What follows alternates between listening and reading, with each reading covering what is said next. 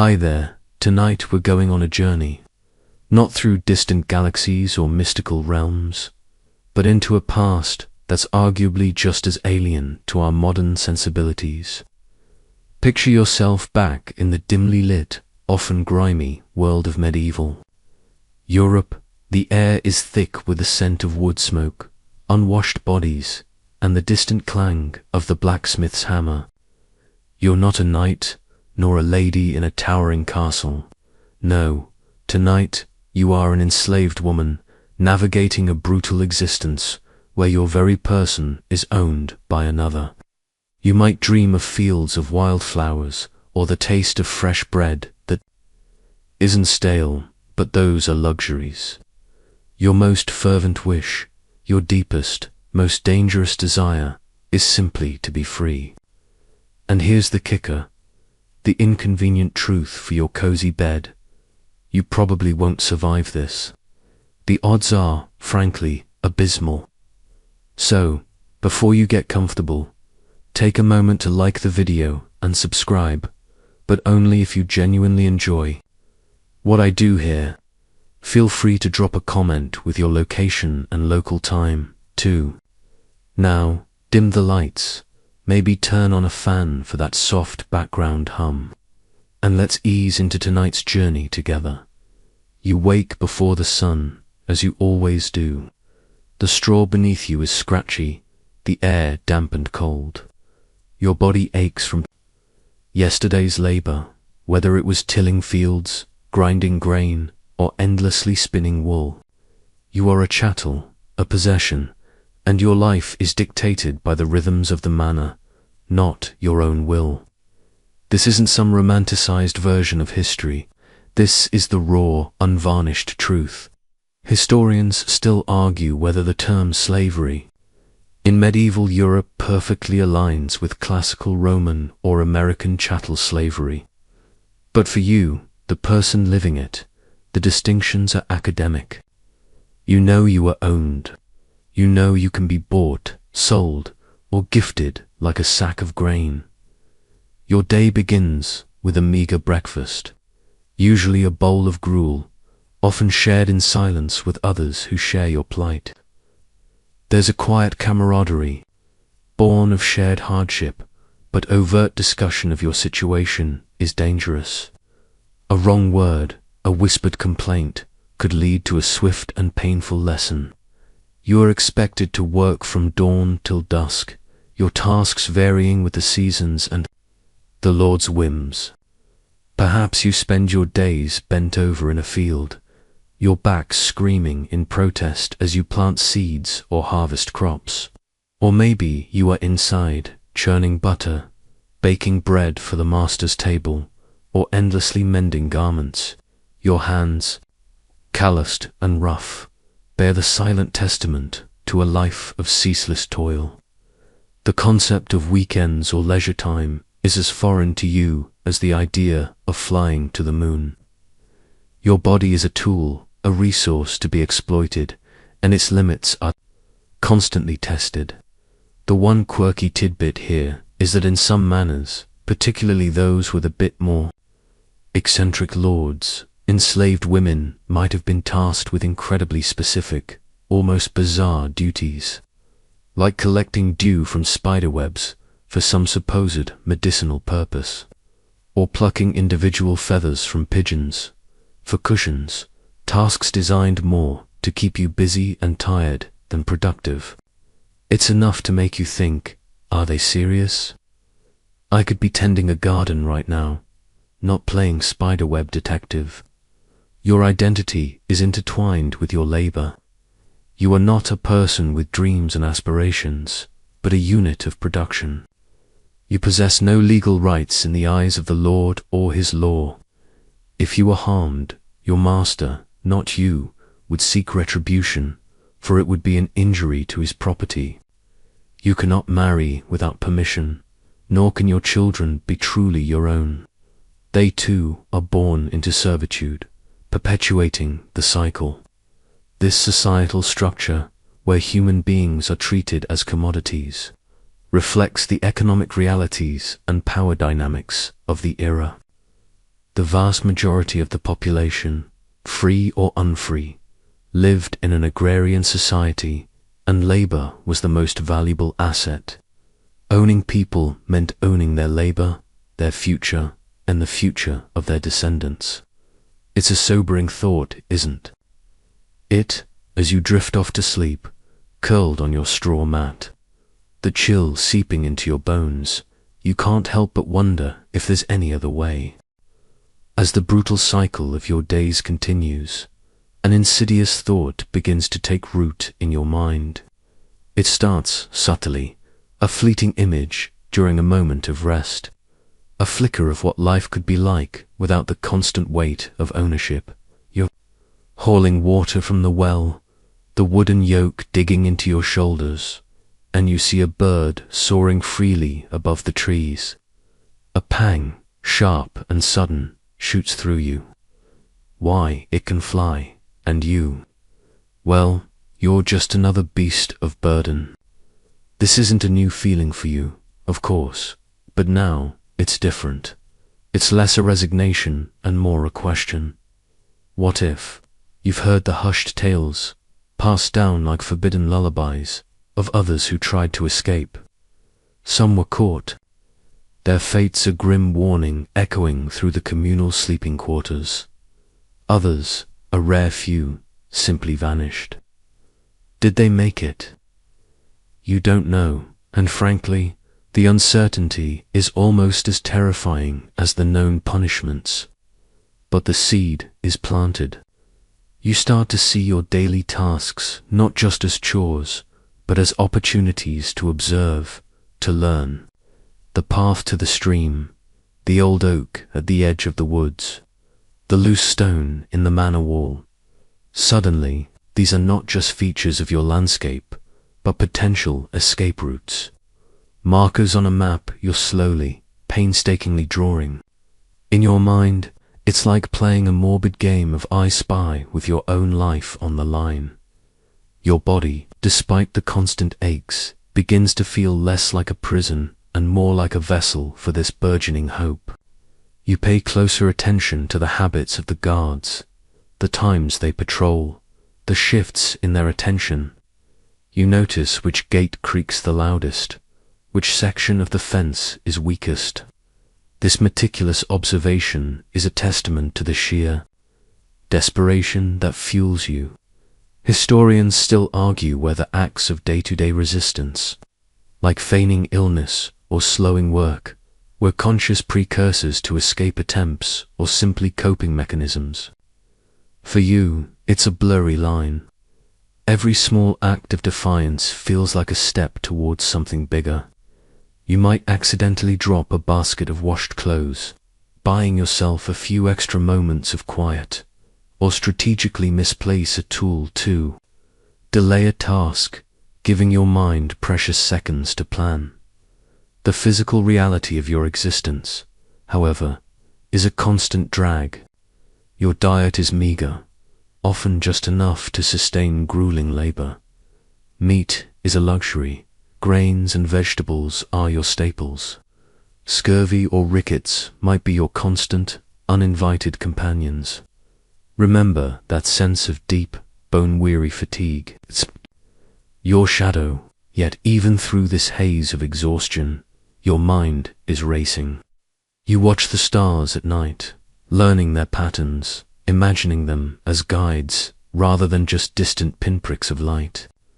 You might even recall a quirky tidbit your grandmother, another enslaved woman, once whispered, a folk remedy for sore feet involving mud and river reeds, something that might prove useful on a long journey. It sounds crazy, but at this point, you'll take any advantage you can get. The emotional burden is immense. Every friendly gesture from an overseer is met with suspicion. Every harsh word a reinforcement of your position. You learn to hide your true feelings, to present a facade of placid obedience. But beneath it all, the dream of freedom churns. It's a dangerous dream, one that could cost you everything, but it's also the only thing that truly feels like it belongs to you. It's the one thing they can't take away, even if they could crush your body. For now, it's enough to simply hold on to the thought, to let it simmer, to let it grow. The whispers start subtly, like rustling leaves in a hidden grove. You catch snippets of conversation in the field, hushed words exchanged over the communal meal, fragments that coalesce into a dangerous idea: escape. It's not an open declaration, mind you, but a shared glance, a knowing nod when the overseer's back is turned. You begin to piece together a mosaic of dissatisfaction and desperation. Someone mentions a cousin who went missing from a neighboring estate. Another mutters about a broken chain found near the river. These aren't just idle rumors. They're the breadcrumbs of hope dropped by those who understand your silent yearning.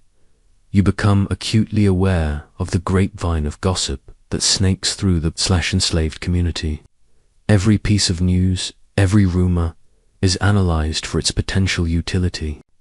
You hear about lords who are less vigilant, routes that are less patrolled, or even, fantastically, stories of distant settlements where a runaway might find a precarious, uncertain freedom. Historians still argue whether these informal networks were truly organized underground railroads in the medieval sense, or simply spontaneous acts of communal support. For you, it doesn't matter what the scholars call it. It's a lifeline. You're like a medieval detective, piecing together clues with your life on the line. The very air seems to hum with unspoken plans. You learn to read the subtle cues, a particular way someone folds their hands, the angle of a head, a cough that might mean more than just a tickle in the throat. You're constantly assessing, constantly learning.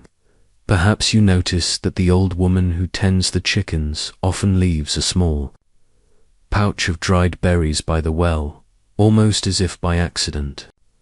Or maybe the stable hand, usually taciturn, mentions offhand that the patrol schedule has changed.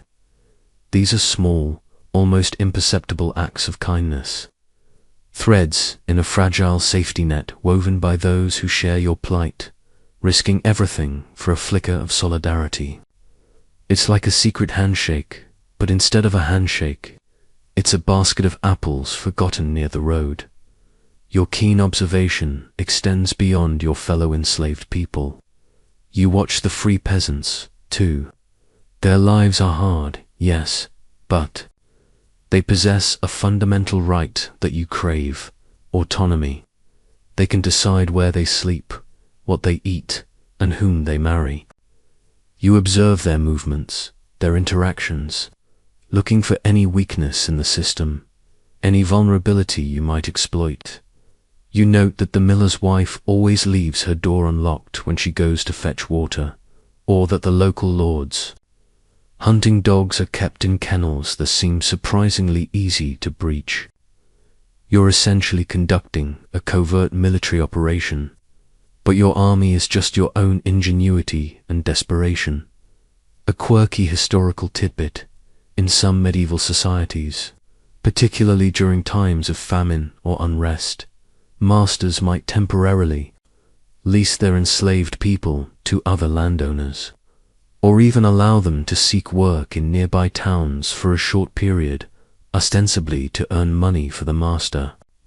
This created unexpected opportunities for some to gather information, make connections, or simply observe the world beyond their immediate confines. A brief taste of what freedom could feel like, even if it was still under a master's thumb.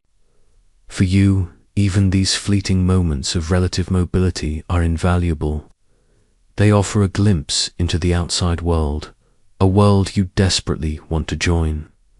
This knowledge, combined with the growing whispers of freedom, solidifies your resolve. The desire to escape is no longer a fleeting thought. It's a burning ember, fanned by every shared glance and whispered hope. You are ready to acknowledge the undeniable, terrifying truth: you must try. The overseer's shadow is a constant, suffocating presence. You feel it even when you don't see it, a prickling sensation on the back of your neck. He's always there, or so it seems, a looming figure designed to enforce obedience and crush any flicker of independent thought. You learn to anticipate his movements, to recognize the creak of his boots on the path, the shift in his heavy breathing as he approaches. His gaze is like a physical weight, pressing down on you, reminding you of your station. You're not just performing labor, you're performing subservience. It's like being constantly watched by a very strict, very unpleasant librarian who carries a whip instead of a bookmark. This pervasive surveillance isn't just about catching runaways. It's about control. Every glance, every word, every gesture is scrutinized. You learn to adjust your posture, to keep your eyes downcast, to adopt an expression of weary resignation. Any sign of spirit, any flash of resentment could be interpreted as insubordination, leading to swift and brutal punishment. The overseer, often a free man or a privileged enslaved person, is an extension of the master's will.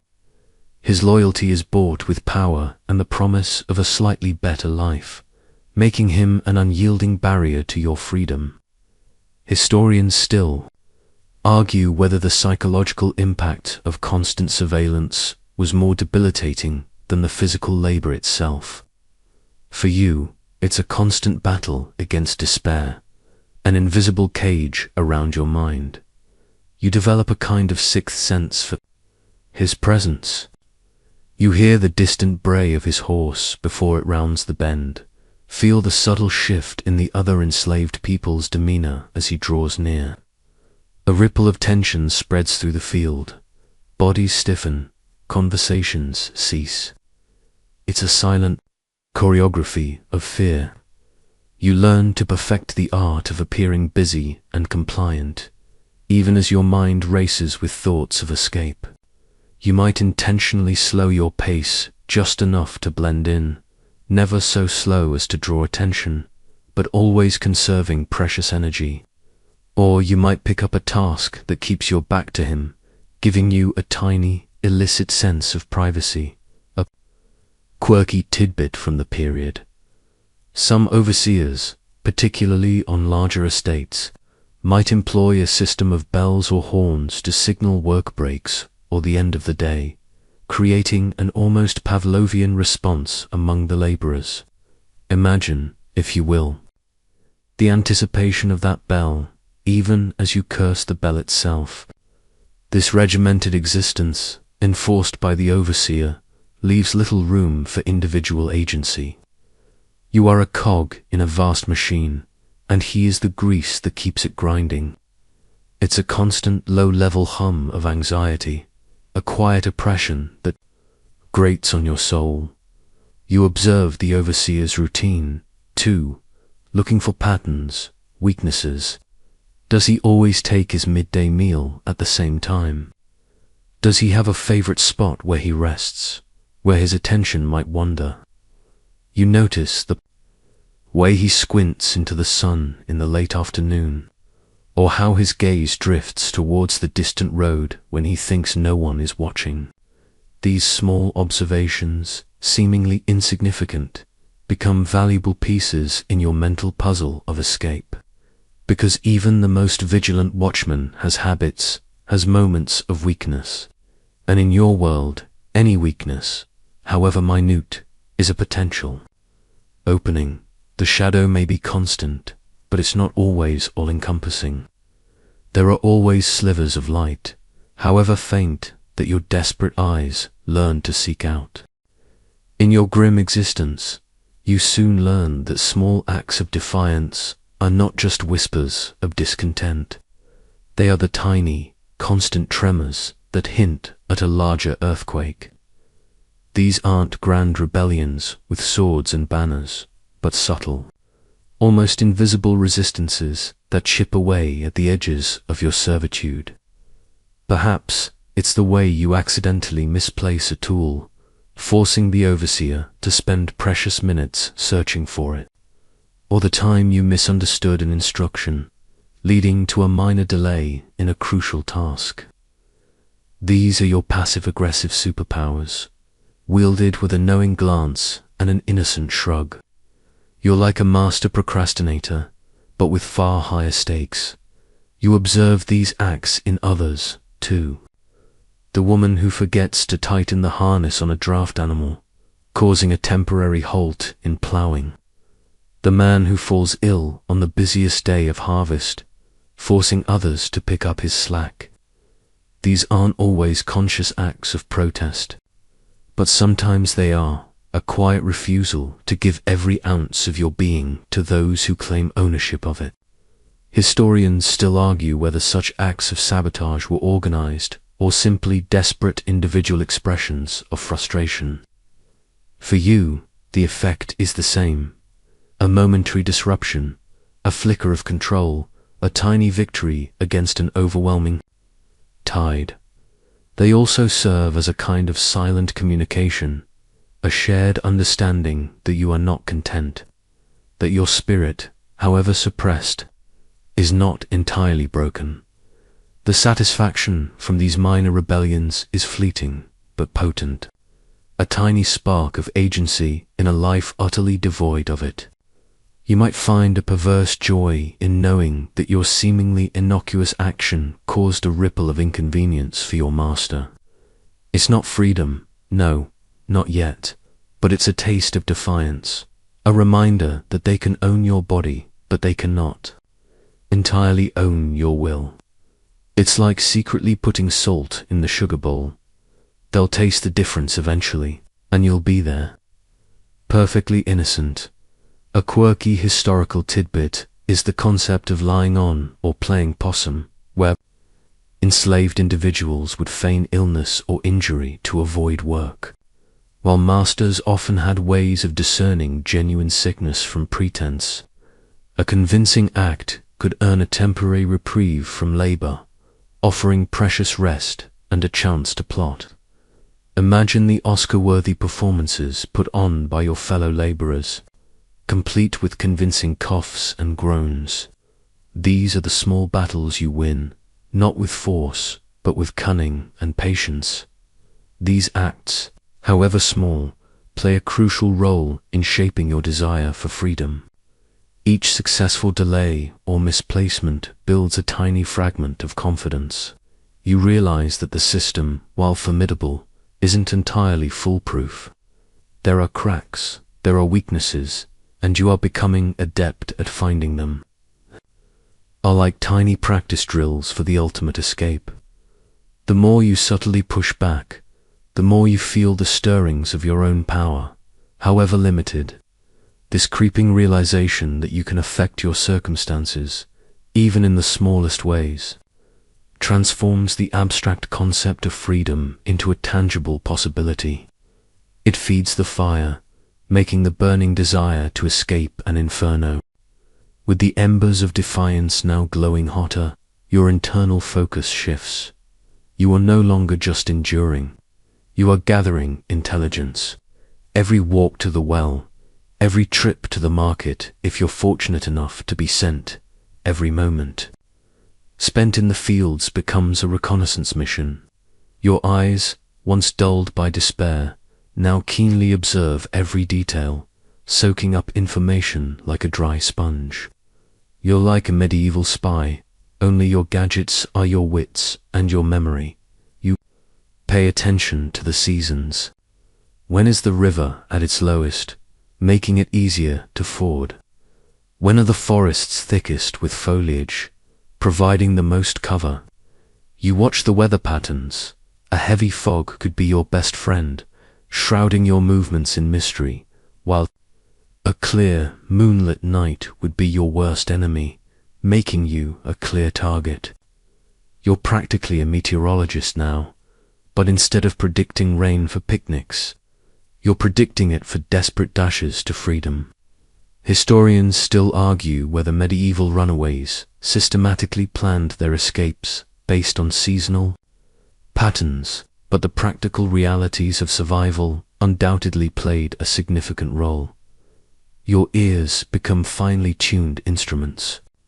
You listen to the sounds of the manor, the guards' changing shifts, the times the dogs are fed, the particular creak of a distant gate. You learn the rhythm of the Lord's household when they feast and are likely distracted when they sleep. Most deeply, you also pay attention to the sounds of the wilderness, the calls of nocturnal animals, the rustle of leaves that might mask your own footsteps. This constant auditory awareness becomes a crucial survival skill, allowing you to anticipate dangers and opportunities. It's like listening to a complex symphony where every note, every silence holds a potential clue. You also study the landscape itself, which paths are most frequently used by travelers, which areas are dense with brambles and thorny bushes, providing natural barriers or hiding places. You note the locations of fresh water sources, springs, streams, or even abandoned wells, knowing that thirst will be a relentless adversary. Every hill, every valley, every copse of trees becomes part of a mental map, a potential route to salvation. You are, in essence, becoming your own cartographer, etching the contours of escape into your mind. A quirky historical tidbit: some medieval texts mention that runaways would occasionally try to leave false trails, perhaps by walking backward, in mud, or by leading pursuers into dense, impassable thickets. It's like a medieval version of a spy movie chase scene, but with far less cinematic flair and much more mud. These small tricks, born of desperation and ingenuity, speak volumes about the resourcefulness of those seeking freedom. You might mentally rehearse such tricks, imagining yourself vanishing into the landscape, leaving only confusion behind. Every interaction, no matter how brief, is a chance to gather more information. You try to glean details from passing merchants, from stray travelers who occasionally stop at the manor for water or a brief rest. You listen to their casual chatter about distant towns, about political unrest, about opportunities for work elsewhere. You filter through the noise, searching for any nugget of information that could aid your escape. This relentless pursuit of knowledge, this constant state of vigilance, is exhausting, but it is also empowering. It transforms you from a mere laborer into an active agent in your own destiny. You are no longer simply waiting for fate. You are actively shaping it, one observation at a time. As your observations grow sharper, you begin to discern faint, almost imperceptible signs of a hidden network. It's not a formal organization with secret handshakes and coded messages, at least not that you can see. Instead, it's a delicate tapestry woven from shared misery and audacious hope. You notice how, sometimes, a free peasant will leave a small bundle of food, a piece of dried meat, a hard crust of bread, near the edge of the Lord's land, ostensibly forgotten. Or how a traveling peddler might linger a moment too long, dropping a seemingly innocuous comment about a safe haven far to the north.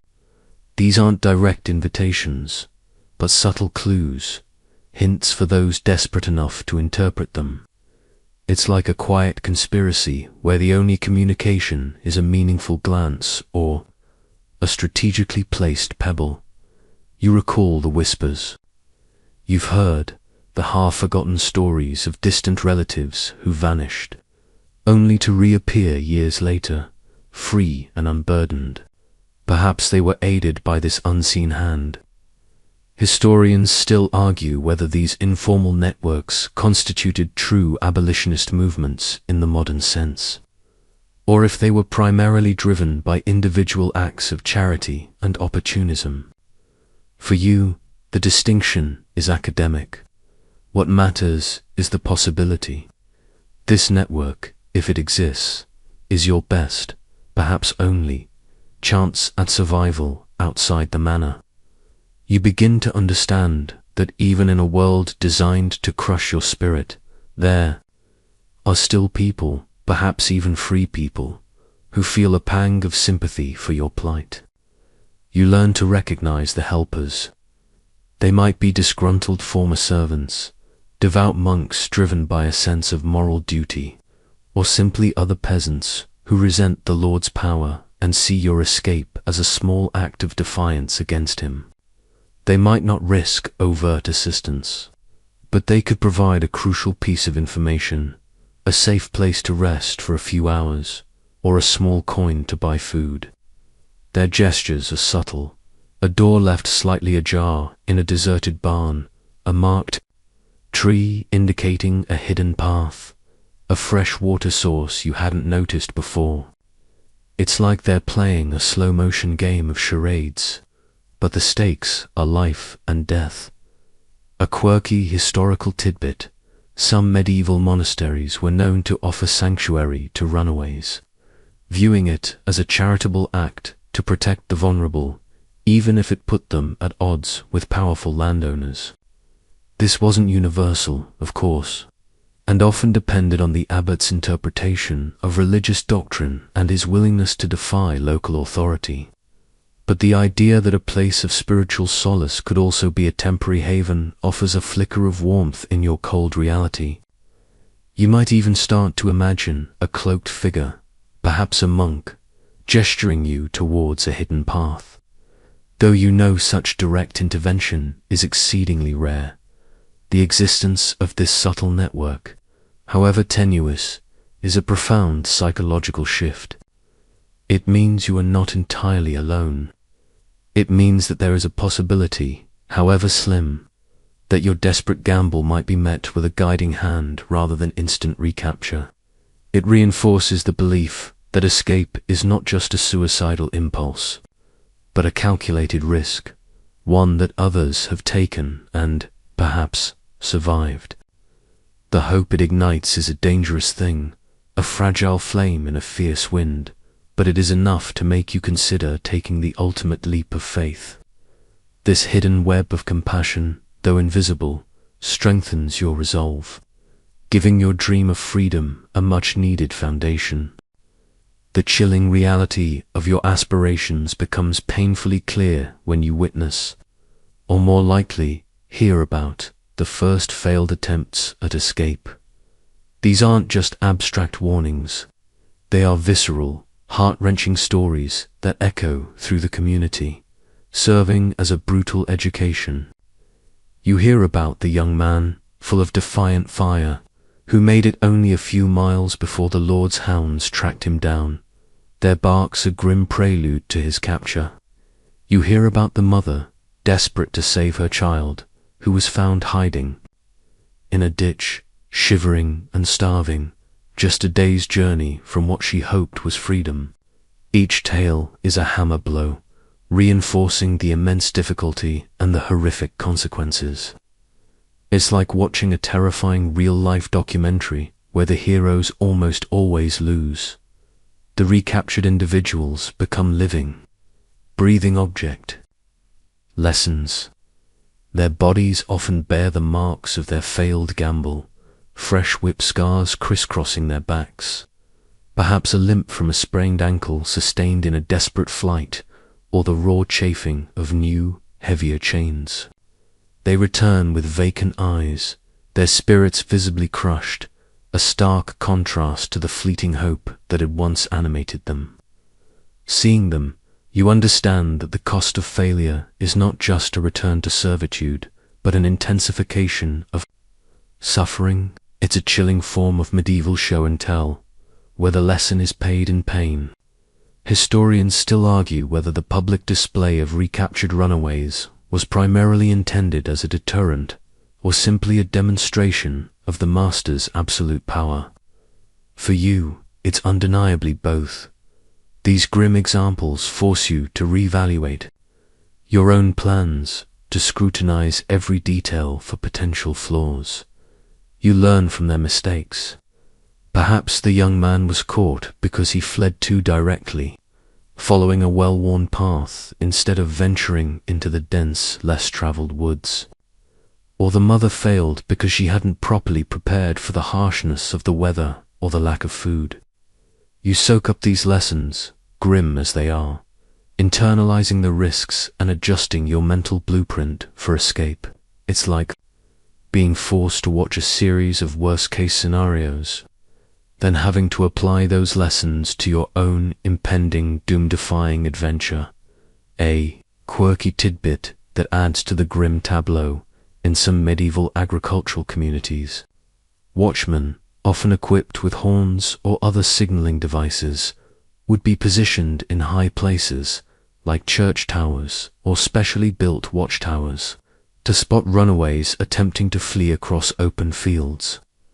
Imagine trying to make a dash for it, under the unblinking eye of a sentry who literally has the high ground, ready to sound the alarm at the first sign of movement. It turns escape into a theatrical performance, with you as the reluctant star, and the entire manor as your unforgiving audience. The psychological impact of these witnessed failures is profound. It breeds a deep-seated fear of recapture, a dread that gnaws at your resolve. You now fully comprehend the scope of the danger, the almost insurmountable odds. But paradoxically, for some, including you, it can also solidify determination. Seeing others fail ignites a fierce resolve not to repeat their errors, to be smarter, to be more cunning, to be luckier. The stakes are so high that failure is simply not an option you are willing to accept. It transforms a desperate wish into a calculated, albeit terrifying, imperative. The spectre of those failed attempts, the stark imagery of bodies bearing fresh scars, now casts a long, terrifying shadow over your every waking moment. This is the fear of recapture, a cold knot that tightens in your stomach, a constant companion that whispers warnings in your ear. It's not just the physical pain you dread, though that is a very real, very vivid concern. It's the utter psychological devastation, the crushing of hope, the return to a servitude made even more brutal by the dashed promise of freedom. Imagine preparing for the greatest test of your life, knowing that failure means not just a bad grade, but eternal detention with a very angry principal who owns all the rulers. Every rustle in the bushes, every distant bark of a dog sends a jolt of ice through your veins. Your heart pounds a frantic rhythm against your ribs. You imagine the shouts of the pursuers, the heavy thud of their horses' hooves, the baying of their hounds closing in. These are not mere fantasies. They are vivid premonitions, born from the stories you've heard and the sights you've witnessed. You might even find yourself holding your breath, trying to meld with the shadows, even when no one is there. This is a constant, low-level hum of terror, a mental and emotional exhaustion that drains you even when your body is at rest. Historians still argue whether the psychological impact of impending capture created a form of post-traumatic stress for those who attempted escape, regardless of their success. For you, it's a living nightmare unfolding in slow motion before it even happens. This fear isn't just paralyzing, it's a paradoxical motivator. It forces you to be hyper-vigilant, to think of every contingency, to plan with a meticulousness born of sheer terror. You mentally rehearse every step of your potential escape, visualizing obstacles and how you might overcome them. Every hiding place, every potential food source, every turn in the road is etched into your mind. You are, in essence, preparing for an elaborate, high-stakes scavenger hunt, where the prize is your life and the penalty for losing is unspeakable. A quirky medieval tidbit that might make you even more paranoid. Some lords kept specialized tracking dogs, bred not just for hunting game, but specifically for pursuing human quarry. These dogs were often trained to ignore the sense of wild animals and focus solely on human trails, making them incredibly effective and terrifying instruments of recapture. Imagine running through a dense forest, not knowing if the rustling behind you is a squirrel or a highly trained canine with a very personal vendetta. It's enough to make you wish you had some medieval dog treats to distract them. The fear of recapture also forces you to consider the moral compromises you might have to make. Would you steal food from a peasant's garden to survive? Would you lie about your identity? Would you abandon a fellow runaway if it meant increasing your own chances of survival? These are questions that haunt your dreams, adding another layer of torment to your already burdened mind. Yet, despite this overwhelming dread, the allure of freedom remains a powerful force. It is the sun breaking through the darkest storm clouds, a beacon that, for all its danger, promises a life worth risking everything for. And as terrifying as the journey will be, the thought of not trying, of resigning yourself to a life of perpetual servitude, is now, perhaps, even more horrifying. The relentless fear, instead of paralyzing you, has instead sharpened your resolve. Now, the abstract desire for freedom solidifies into a concrete, terrifying mission. You begin to formulate a detailed, desperate plan. This isn't a whimsical daydream, it's a cold, hard, logistical exercise, meticulously constructed in the quiet corners of your mind. You are, in effect, becoming your own escape artist. With no net, you mentally map out the manor and its surrounding lands, recalling every detail you've observed. Which direction offers the best cover? Where are the blind spots in the overseers? Patrols? You consider the timing, a moonless night perhaps, or during a heavy rainstorm that might keep the guards indoors and muffle your footsteps. You're trying to pick the lock of your own life with nothing but your wits. Historians still argue whether medieval runaways often had detailed, premeditated plans, or if most escapes were more spontaneous, driven by sudden opportunity or desperation. For you, the act of planning, however uncertain its outcome, feels like a reclamation of agency. Your plan isn't just about movement. It's about survival. What will you eat? Where will you find water? You recall the forgotten berries, the hidden springs, the possibility of foraging for edible plants you learned about as a child. You think about clothing, something drab and sturdy that won't attract attention and can withstand the elements. You also consider tools, however rudimentary, a sharpened stone, a sturdy stick, anything that might help you on your journey. It's like preparing for a very morbid camping trip where bears are the least of your worries. You anticipate obstacles. What if you encounter a patrol? What if you get lost? You try to devise contingency plans, a predetermined hiding spot if detected, a landmark to reorient yourself if disoriented. You also consider the possibility of encountering sympathetic individuals from the hidden network you've only glimpsed. Would they recognize you? Would they help?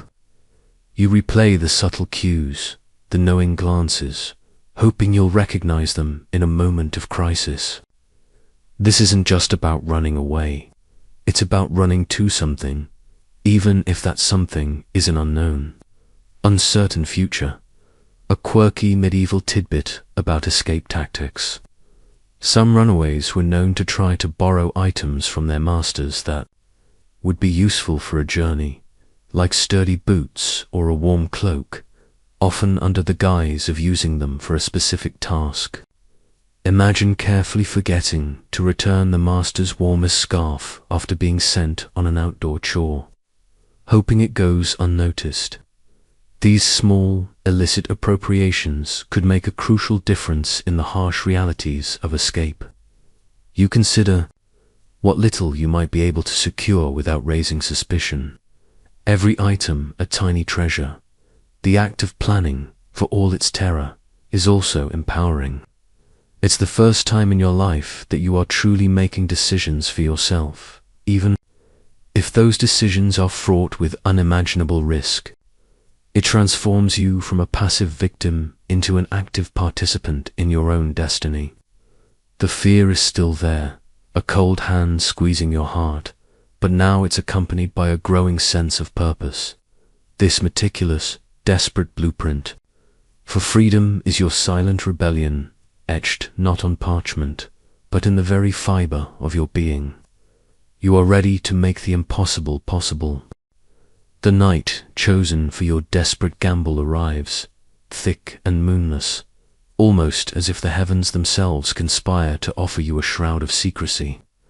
This is the moment for midnight preparations, a tense ballet performed in the oppressive silence of the sleeping manor. Every rustle of straw, every distant hoot of an owl sends a spike of adrenaline through your veins. You move with a practiced stealth, your heart hammering against your ribs, convinced its frantic beat will betray you. It's like trying to pack for a cross-country trip in a library blindfolded, while everyone else is asleep. Your hands, usually accustomed to coarse labor, now work with a delicate precision. You reach for the small bundle you've been assembling over weeks, almost imperceptibly, piece by piece. A piece of dried bread, hidden under a loose floorboard, a water skin filled surreptitiously at the well when no one was looking, its contents precious beyond measure. Perhaps a small, dull knife, sharpened ever so slightly on a stone, intended for cutting roots or defending yourself, though the thought of using it makes your stomach clench. Every item is a risk, every acquisition a small victory against the watchful eyes of your enslavers. Historians still argue whether medieval runaways typically carried provisions or relied solely on foraging. The truth likely varied greatly depending on opportunity and planning. For you, every morsel, every drop is a lifeline. You pull on the oldest, most worn clothes you own, dull earth-toned garments that will blend into the night and the landscape, unlikely to attract attention. Layers are key. The nights are cold, and you won't have the luxury of a fire. You tie your hair back, making sure it won't snag on branches or reveal your presence in the faint starlight. Your movements are economical, practiced, almost ritualistic. You are preparing not just your body, but your mind for the ordeal ahead. It's an internal mantra. Move silently, breathe shallowly, disappear. A quirky tidbit from historical accounts. Some runaways would deliberately scuff their boots or wrap their feet in rags to obscure their footprints or walk through streams and shallow rivers for as long as possible to throw off pursuing dogs. Imagine wading through icy water, teeth chattering, all to leave a confusing trail for Fido and his very angry owner. These are the desperate measures born of pure necessity, the kind of ingenious tricks that might just buy you precious time.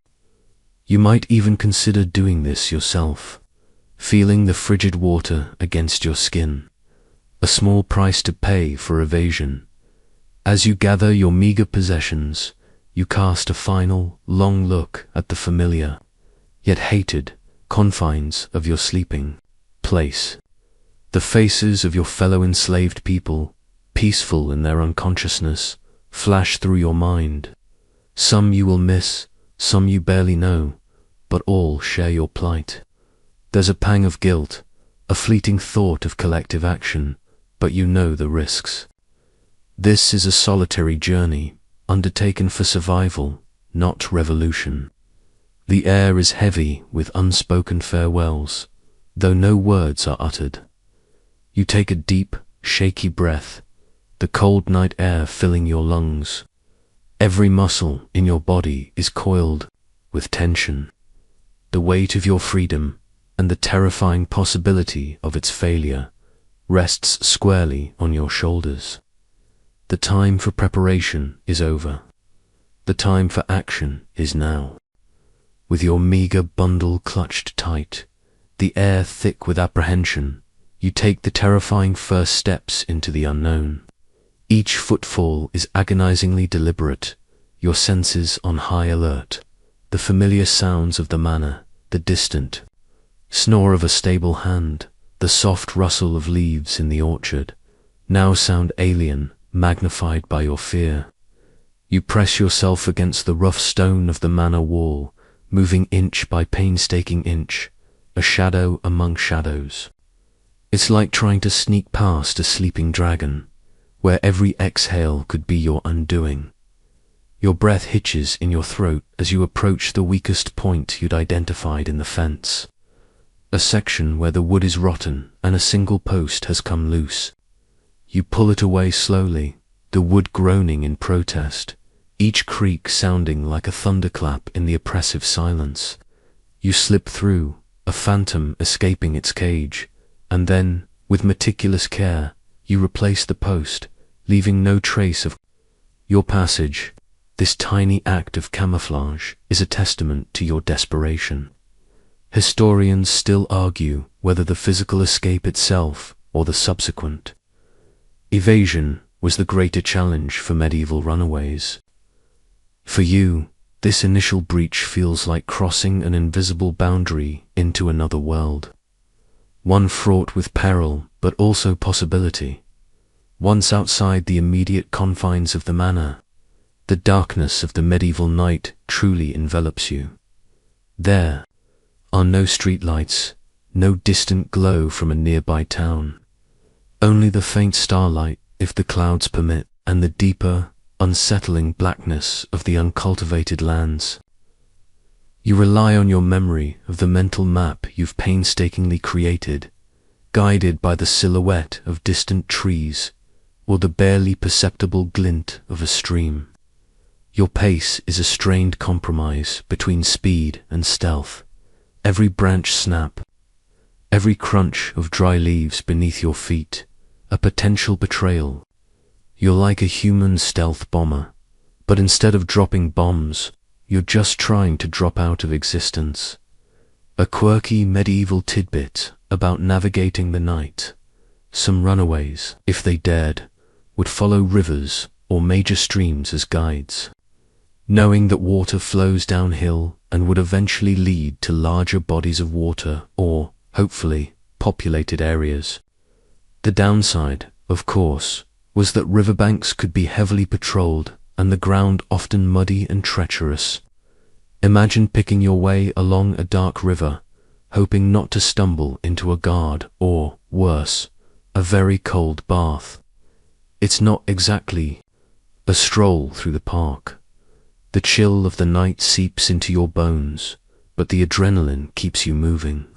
Your muscles ache, your lungs burn. But the thought of what awaits you if you fail is a more potent motivator than any physical discomfort. You leave behind the straw mattress, the meager gruel, the ceaseless labor, and the ever-present shadow of the overseer.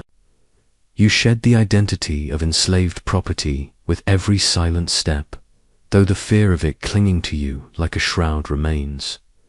This journey is more than just a physical flight. It's a desperate bid for self-reclamation.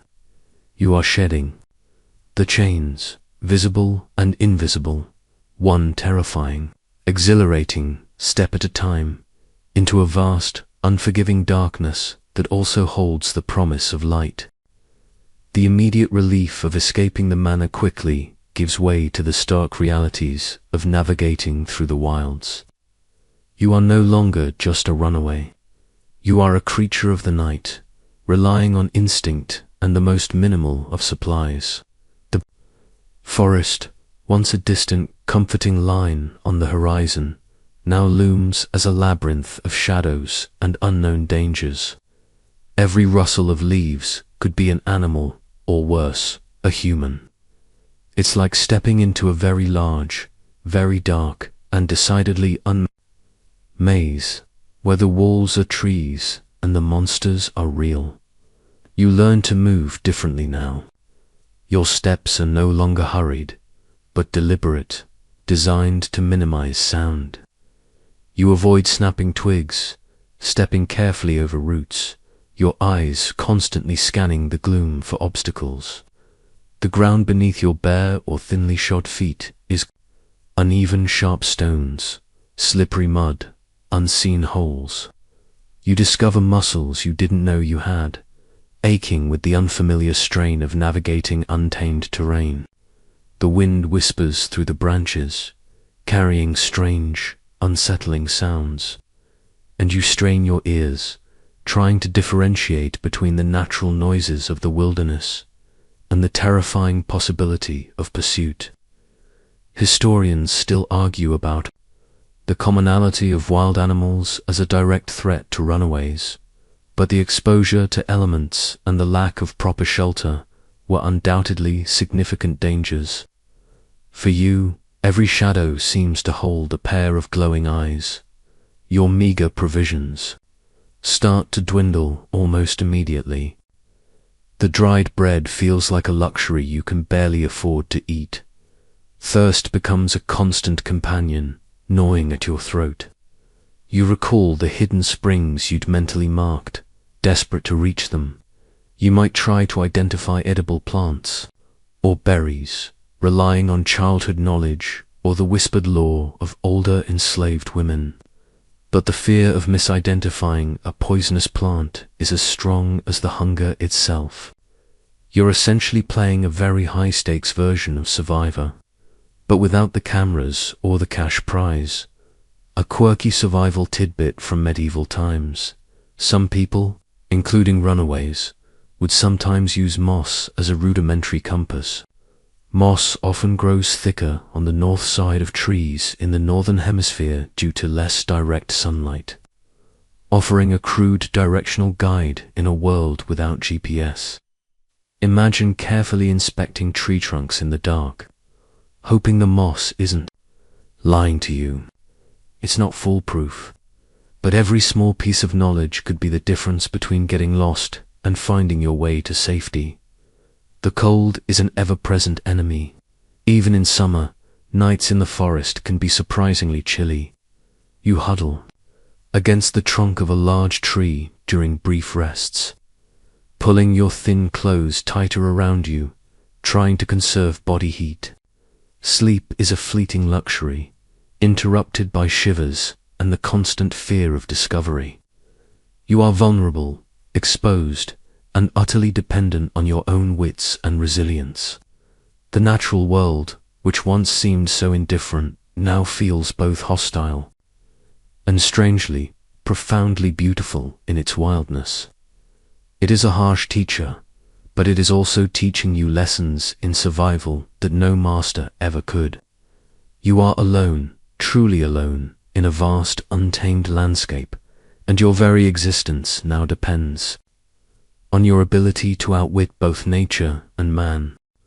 The wilderness, while a sanctuary, is also a battleground. Your escape quickly devolves into a relentless game of cat and mouse, constantly dodging the patrols sent to reclaim their property. You move like a phantom, your ears straining for the telltale sounds of horses, barking dogs, or the distant shouts of men. Every shadow becomes a potential hiding place, every gust of wind a potential warning. It's like being trapped in a never-ending game of hide-and-seek, where the seekers are armed and very angry. You learn to recognize the difference between a distant hunting party and a dedicated search party. The latter moves with a deliberate, organized precision, fanning out to cover ground. Their calls to each other a terrifying confirmation of their intent. You might see the flicker of a torchlight in the distance, or hear the distinct, chilling baying of tracking hounds.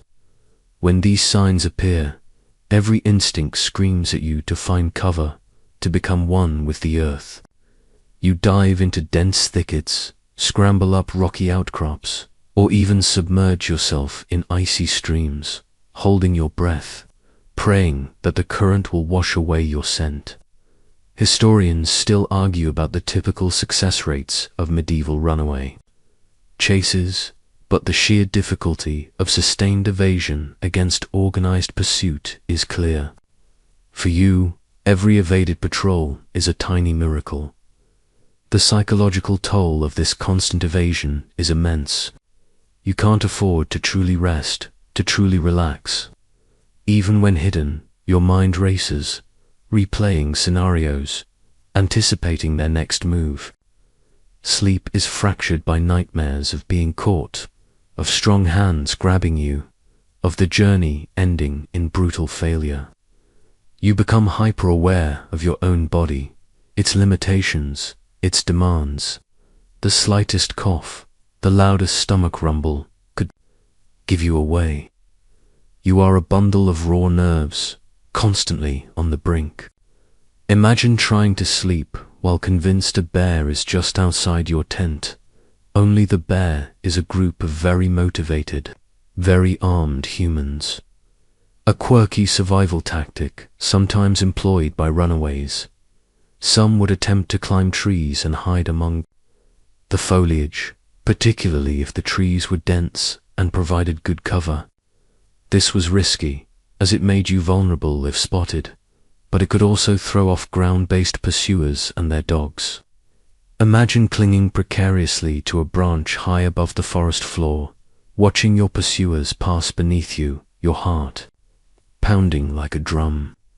It's a terrifying gamble, but one that might offer a brief reprieve from the relentless chase. You learn the landscape intimately, not just as a map, but as a dynamic theater of evasion. You discover hidden hollows, narrow deer trails, and patches of ground where your footsteps leave minimal impression. You become adept at using natural cover, the dense undergrowth, the shifting patterns of light and shadow, even the changing wind direction to mask your scent from dogs. This intimate knowledge of your surroundings becomes your most potent weapon against capture. Every successful evasion reinforces your belief that you can do this, that you have the cunning and the resilience to survive, the thrill of outsmarting them, however brief, is a potent antidote to the paralyzing fear. You are a ghost in their hunt, and for now, you remain just out of their grasp. As the days of desperate flight blur into one another, a new, relentless enemy emerges, hunger and desperation. Your meager provisions are long gone, swallowed by the demands of your constantly moving body. Your stomach gnaws at itself, a hollow ache that intensifies with every passing hour. The thirst is even worse, a parched dryness in your throat that makes every swallow painful. You are no longer just running from something. You are running for sustenance, your very survival dependent on finding food and water in a hostile landscape. It's like being in a game show where the only prize is a soggy cracker, and you have to wrestle a badger for it. You become an expert scavenger, your eyes scanning the forest floor for anything remotely edible. You recall every bit of lore about wild berries, nuts, and roots, desperately trying to distinguish between nourishment and poison. Every stream, every puddle, becomes a potential oasis, though the fear of contaminated water is a constant, lingering thought. You might try to set simple snares for small game, using twigs and bits of scavenged cordage, though success is rare and requires immense patience you barely possess. Your body, once a tool for forced labor, is now a frail vessel teetering on the brink of collapse. Historians still argue about the primary causes of death for medieval runaways. While violence was a risk, starvation and exposure were undoubtedly silent killers. For you, Every step is a battle against your own weakening form. The desperation makes you consider actions you would have once deemed unthinkable. Stealing a turnip from a peasant's garden, even if it means risking discovery and retribution, suddenly seems like a moral imperative. The scent of a distant cooking fire becomes an almost unbearable torture, driving you towards it with a dangerous recklessness. You are no longer simply hungry. You are famished, a primal hunger that overrides fear and caution. Your mind, dulled by deprivation, struggles to maintain its focus. Every decision, a monumental effort, a quirky survival technique, sometimes employed in desperate times, eating bark from certain trees, such as pine or birch, which, while not particularly nutritious, could provide some fiber and stave off the worst pangs of hunger. Imagine peeling a tree, hoping its insides are less bitter than your current reality. It's certainly not a gourmet meal, but when you're truly starving, even tree bark starts to look appetizing. You consider every option, no matter how unappealing. The line between survival and collapse becomes incredibly thin. Your movements become slower, more deliberate, each step requiring immense effort. Your vision might blur, your head might swim. Yet, through this haze of deprivation, the will to live, the desperate longing for freedom, remains. It's a stubborn ember flickering against the cold wind of starvation. You push onward, driven by the knowledge that to stop is to surrender, to return to a fate worse than this gnawing emptiness. Every calorie burned, every drop of sweat, is a testament to your unyielding fight for survival. You are sustained not by food, but by the fierce, burning desire for a life unbound. Just when the relentless grip of hunger and fear threatens to consume you entirely, you stumble upon something unexpected. Brief moments of hope. They are fleeting, almost illusory, but they provide just enough warmth to rekindle the dying embers of your spirit. Perhaps it's the sight of a clear, bubbling spring, its water icy cold and unbelievably refreshing, washing away the parched agony in your throat, or the sudden sweet taste of wild berries, ripe and abundant, a burst of flavor that reminds you what nourishment feels like. It's like finding a single, perfect piece of chocolate in the middle of a desert, not enough to sustain you forever, but enough to make you believe in miracles. These moments aren't always about sustenance. Sometimes it's a tiny, unexpected act of kindness. You might spot a small, abandoned hut, its door slightly ajar, and inside discover a forgotten blanket, still soft and warm, offering a few hours of much-needed, undisturbed rest. Or you might encounter a solitary traveler, a shepherd perhaps, who, with a knowing look and without a word, points you toward a less traveled path, or leaves a small piece of cheese by the roadside, as if for a stray animal. These are the elusive helpers you'd only dreamed of, their compassion a fragile beacon in the vast darkness.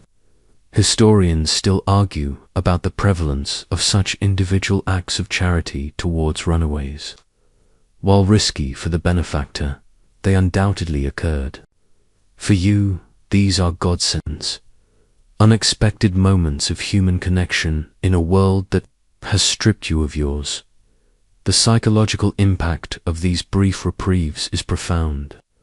They are a powerful antidote to the despair, a reminder that the world isn't entirely hostile.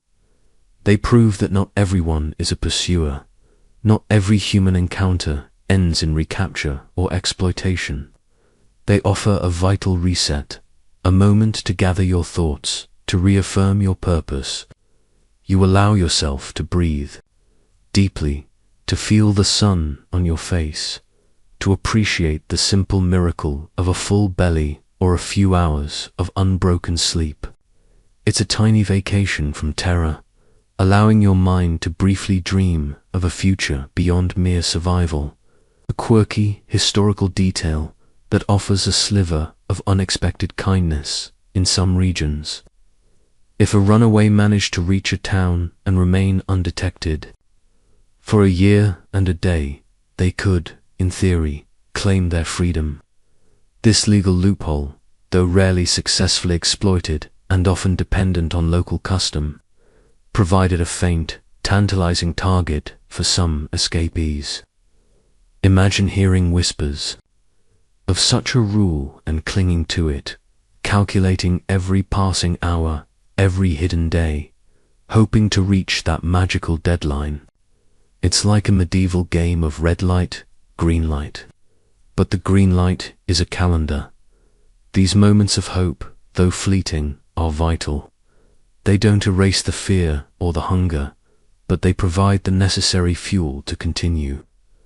They remind you why you embarked on this perilous journey in the first place.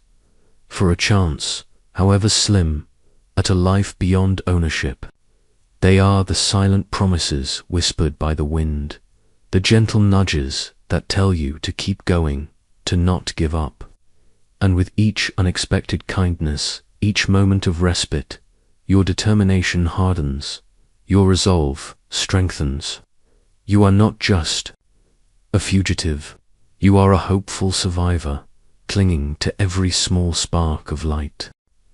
With renewed vigor, fueled by those rare moments of respite, you feel a distinct shift in the air, a subtle change in the landscape around you. You are getting closer. There's a new energy in your steps, a tingling sensation of anticipation. This is the scent of freedom, a tantalizing promise carried on the wind, a beacon that pulls you forward with an almost irresistible force. It's like being lost in a dark maze and suddenly seeing a sliver of light at the end, making you sprint even when your legs are screaming. The trees might begin to thin, giving way to more open fields, or perhaps you catch the distant glint of a larger river, a waterway that could carry you further from your past. You might start to see more signs of human habitation that aren't tied to a feudal manor. Perhaps a lone shepherd's hut that looks genuinely abandoned, or a faint winding track that seems to lead towards a larger road. These aren't definitive signs of safety, not yet, but they suggest proximity to a different world, a world where your master's reach might not be absolute. Historians still argue about the effectiveness of free towns as havens for runaways. In medieval Europe, while some offered sanctuary, others maintained strict laws and often returned escapees. For you, the mere idea of such places is a powerful magnet. Your senses become incredibly acute, picking up details you might have missed before. The air smells different, perhaps carrying the faint tang of wood smoke from a distant village, or the damp scent of a large body of water. You hear new sounds, the distant bleating of sheep, the gentle murmur of human voices, or the distinct clatter of a cart on a cobbled road. These are the sounds of life, of a world operating independently, of your former servitude. It's a symphony of normal existence, and you desperately want to join the orchestra. A quirky historical detail, some runaways would strategically approach areas known for their fairs or markets, hoping to blend into the crowds and disappear. Amidst the throng of strangers and traders, the sheer chaos and anonymity offered by such gatherings could be a temporary cloak of invisibility. Imagine the sensory overload, the smells of roasting meat, the shouts of vendors, the crush of bodies, all potential cover. It's a chaotic but strangely appealing prospect, a chance to become just another face in the crowd. The adrenaline surges through your veins, hot and exhilarating, pushing away the fatigue and the gnawing hunger, at least for a while. You imagine shedding your worn clothes, finding a warm meal, sleeping without fear. These visions are so vivid, so alluring, that they drive you onward with a desperate, almost reckless energy. You push past the pain, past the exhaustion, because the promise of freedom, the intoxicating scent of a life of your own, is almost within reach. It's the ultimate carrot on the stick, and you're galloping towards it with everything you've got. This isn't just hope. It's a desperate, burning certainty that the end of your ordeal is finally, truly, in sight. Just as the sweet scent of freedom fills your nostrils, just as the last vestiges of fear begin to recede, a sudden, brutal shock shatters your fragile hope. The trap springs shut. One moment, you're pushing forward, invigorated by the promise of a new life. The next, strong hands are on you, a rough cloth is clapped over your mouth, and the world spins into a terrifying blur. It's a gut punch, a cruel twist of fate that reminds you, with agonizing clarity, that the medieval world is unforgiving, and its grip on its property is iron tight. Imagine finally seeing the finish line of a marathon, only to trip and fall, right into a net thrown by the race organizers, who then inform you, with a smirk, that you owe them money for the inconvenience.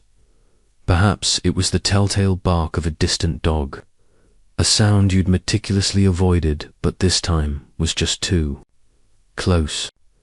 Perhaps a sharpered patrolman spotted a fleeting movement in the undergrowth, or a local peasant, hoping for a reward, recognized you from the master's description. The exact mechanism of your capture hardly matters in this moment of crushing defeat. All that registers is the sudden cessation of your flight, the rough jostling, and the terrifying realization that your desperate gamble has failed. The adrenaline that propelled you forward now floods your system with pure terror. Historians still argue about the effectiveness of medieval hue and cry systems, where communities were obligated to assist in catching runaways. For you, it means every stranger is a potential threat. Your mind, so recently filled with dreams of autonomy, now spirals into a vortex of despair. The images of whipping posts and chains, once distant warnings, now loom as imminent realities. The sense of utter helplessness is overwhelming. You fought so hard, endured so much, only to be dragged back to the very nightmare you risked everything to escape. The irony is bitter, a cruel joke played by fate. You might struggle, thrash against your captors, but your body, weakened by days of privation and exhaustion, is no match for their strength. Every futile movement only tightens their grip. A quirky, grim detail from historical practices: some lords would employ hunters, individuals specifically tasked with tracking down and recapturing runaways.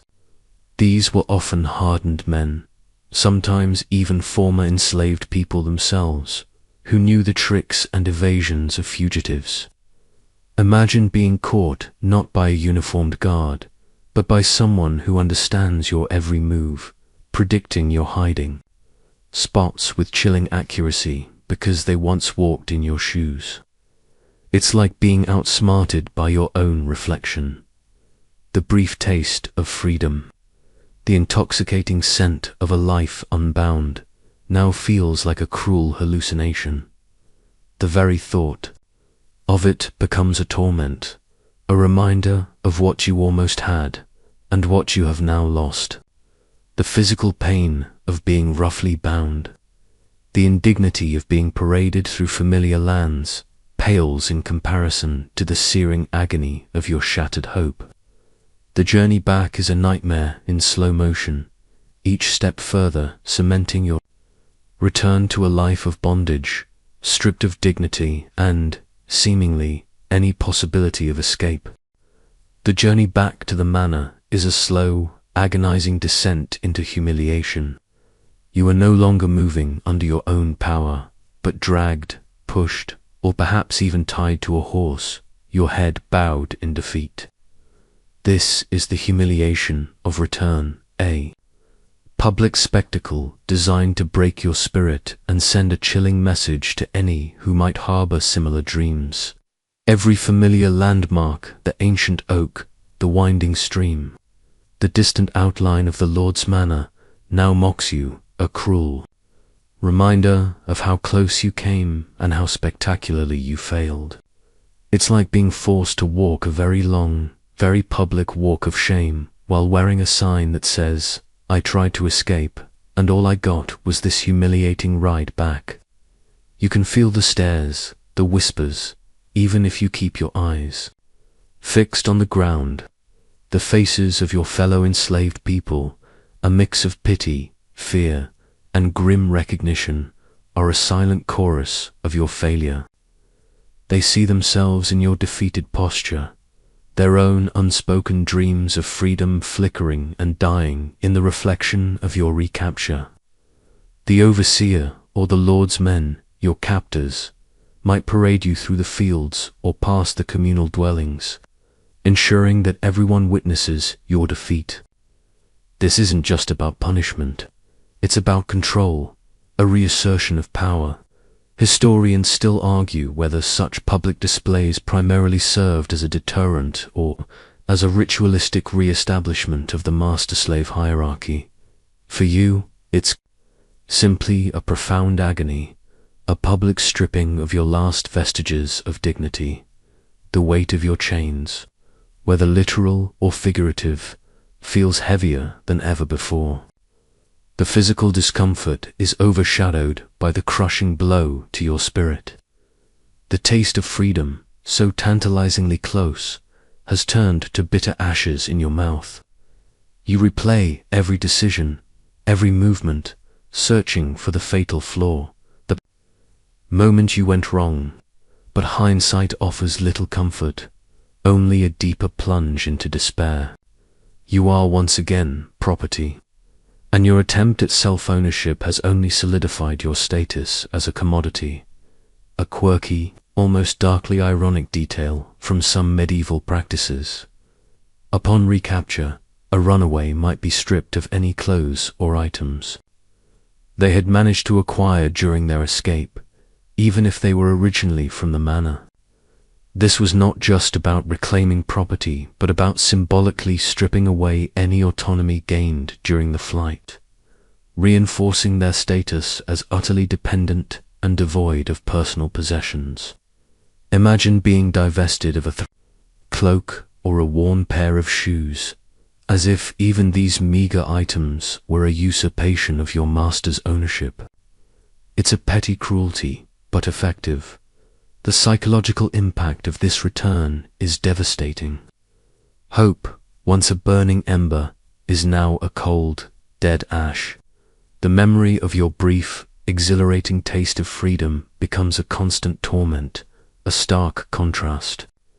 To your renewed bondage, you are not just physically returned, you are psychologically crushed, reduced to a state of profound hopelessness. This walk of shame is not just a journey back to the manor, it's a journey back into the darkest depths of despair, leaving you isolated, broken, and with the chilling certainty that your greatest fear has come true. The humiliation of your return is only the beginning. Now, you face the chilling reality of the whipping post, a grim fixture on many manors, a stark monument to the master's absolute power. You are dragged, perhaps unceremoniously, to this public stage of torment, your body trembling not just from exhaustion, but from the raw visceral fear of what is to come.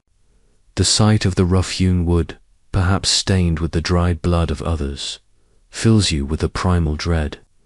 It's like being called to the principal's office. But the principal has a cat o' nine tails, and a very enthusiastic swing. You are stripped to the waist, the cool air biting at your skin, exposing your vulnerability to the unforgiving gaze of your enslavers, and more agonizingly, your fellow enslaved people. Each strap of leather, Each knot in the whip seems designed to inflict maximum pain. The overseer, or sometimes even the master himself, raises the whip. The first lash cracks through the air, a sound that rips through the silence, followed by a searing pain across your back.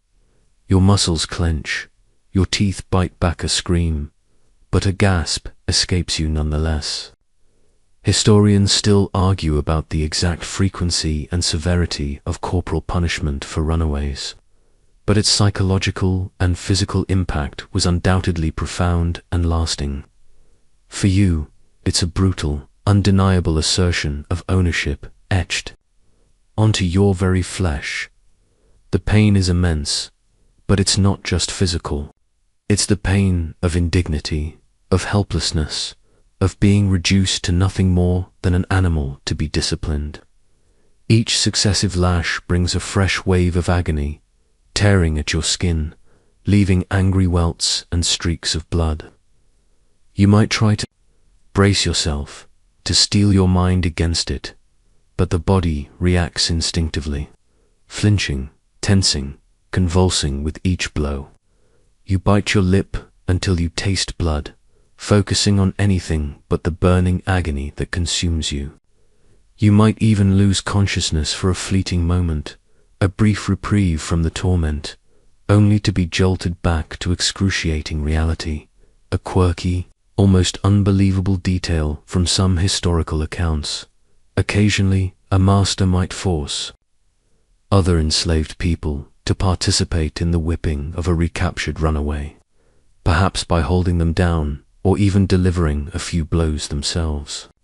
This was a perverse tactic designed to break communal solidarity and implicate everyone in the punishment. Imagine the unbearable moral dilemma, the additional layer of psychological torment, of being forced to inflict pain on someone who shares your plight, or to witness it being done by someone who has no choice. It's a cruel game of emotional chess with no winners.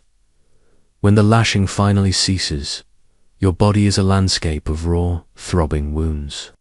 You are trembling, exhausted, covered in sweat and tears, but the physical pain, severe as it is, will eventually fade.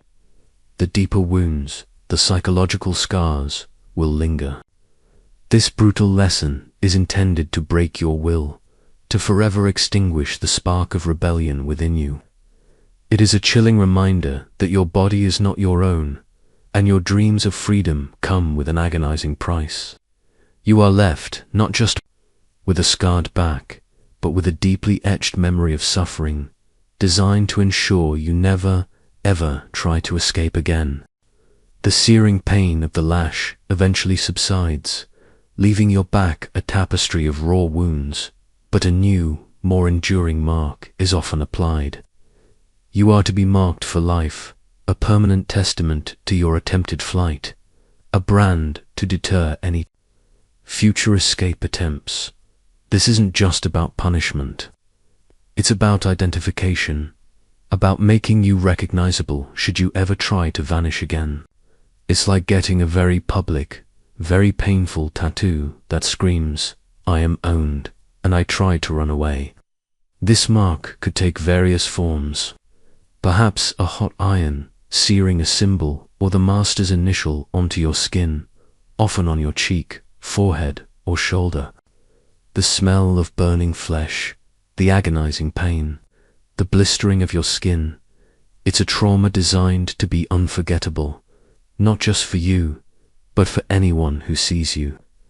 The wound might fester, becoming infected in the unsanitary conditions, adding another layer of suffering to your already broken body. Or, less brutally but no less confining, you might be fitted with a heavy iron collar, perhaps studded with spikes to prevent you from lying down comfortably or hiding your face. This collar might bear an inscription stating your master's name or a warning against harboring you. Historians still argue about the precise prevalence of such severe physical marking, but evidence suggests it occurred. For you, it's a visible, badge of your failure, a constant, chilling reminder of your status. Imagine living with this brand, this symbol of your broken spirit. Every glance from a stranger, every interaction with another human being would be tainted by its presence. It would scream your past, making it nearly impossible to blend in, to start anew, even if you somehow manage to escape again. It's a psychological weapon as much as a physical one, eroding your sense of self, your dignity, and your hope for a truly free future. You'd probably try to cover it with cloth or dirt, but the mark would always be there, a silent scream beneath the disguise, a quirky, albeit grim, historical tidbit related to collars. Some medieval collars for enslaved individuals were designed with long, protruding prongs or hooks, specifically to prevent them from slipping into dense undergrowth or tight spaces, making escape and hiding even more difficult. Imagine trying to run through a forest with what looks like a medieval antenna. A ray sticking out from your neck is a level of restrictive ingenuity that borders on the absurd, yet highlights the lengths masters would go to retain their property. This permanent marking is the final seal on your recapture. It's a message, loud and clear: you belong. To us, it diminishes you, reduces you, and seeks to destroy any lingering spark of independence. You are not just returned to servitude. You are transformed into a living warning, a walking example of the futility of resistance. The physical mark may eventually scar over, but the emotional wound, the profound sense of shame and defeat, will remain raw, a constant ache in your soul, reminding you, day after day, that you are still marked property. Even as the physical wounds begin to scab over, a deeper, more insidious pain takes hold. The attempt, the capture, the whipping, the marking all coalesce into a profound mental anguish. Now, the psychological scars deepen, etching themselves onto your very being, far more stubbornly than any brand on your skin. Your mind becomes a battlefield, haunted by the spectre of what was lost and the crushing weight of what remains. It's like carrying an invisible backpack filled with bricks, each one representing a shattered dream. Sleep, once a fleeting escape, is now a torment. Nightmares plague you, replaying the chase, the capture, the crack of the whip. You might wake up in a cold sweat, your heart pounding, convinced the overseer's shadow looms over you, even in the safety of the dark. During the day, your focus is shattered. Your movements become more automatic, less intentional. The vibrant internal world where you plotted your escape has been replaced by a grey landscape of despair. Every mundane task now feels heavier, imbued with the bitter taste of defeat. Historians still argue about the long-term mental health impacts of slavery and trauma in historical contexts. For you, it's a living testament to the human spirit's capacity for both resilience and profound suffering. The shame of being caught, of having your desperate bid for freedom so brutally thwarted, gnaws at you. You might find yourself avoiding eye contact, feeling the invisible weight of judgment from both your masters and your fellow enslaved people.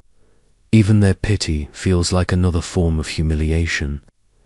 You are a public failure, a broken symbol, and that knowledge is a constant, agonizing companion. You might withdraw into yourself, finding solace in silence, building a mental wall around your thoughts and feelings, for fear that any expression of hope or defiance will only lead to further pain. It's like your internal battery is constantly at 1%, and there's no charger in sight.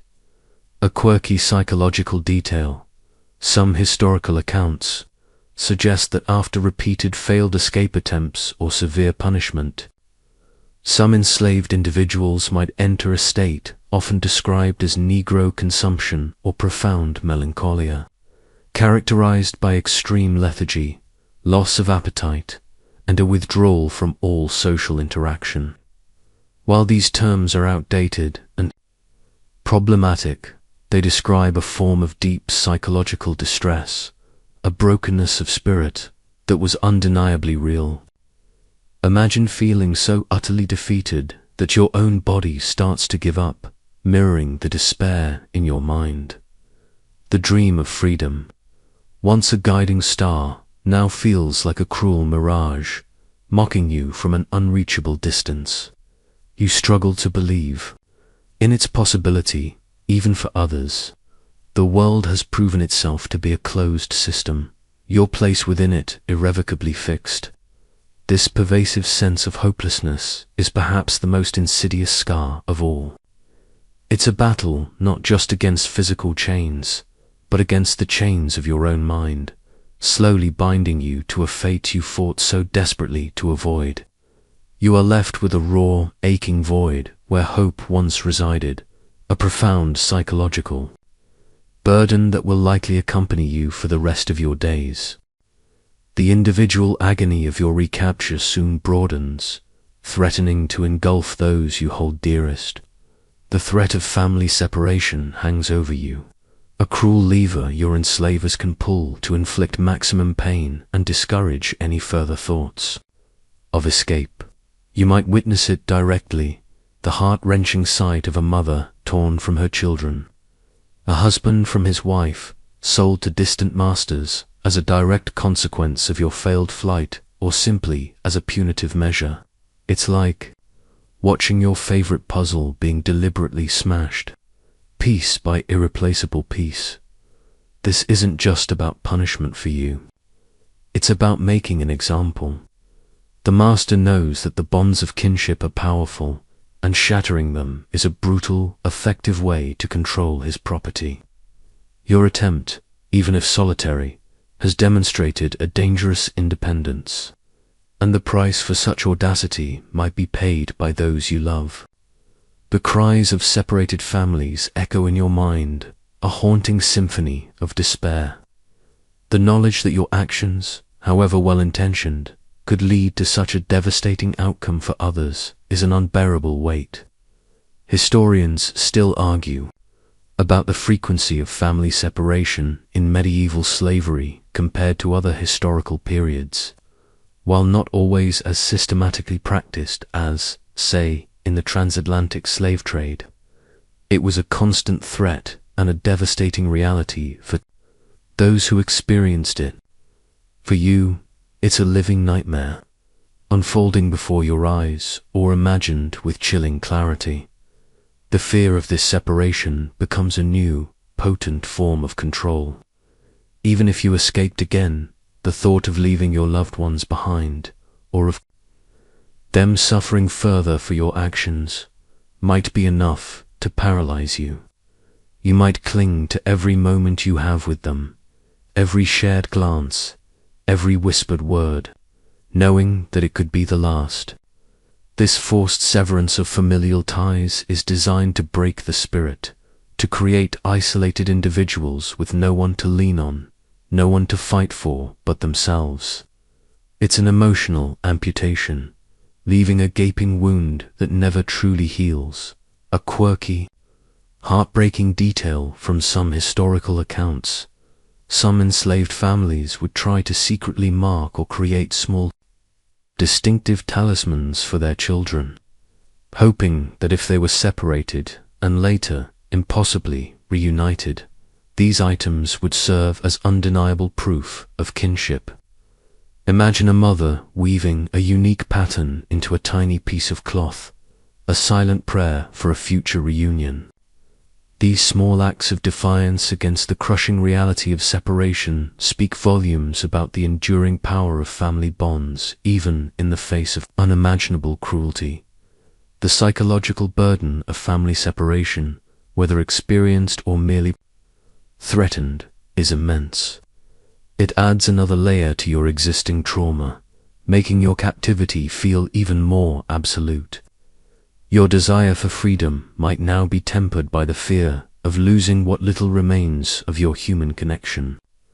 You are left with the chilling understanding that your value as an individual is secondary to your value as property, and the master holds the ultimate power over your most cherished relationships.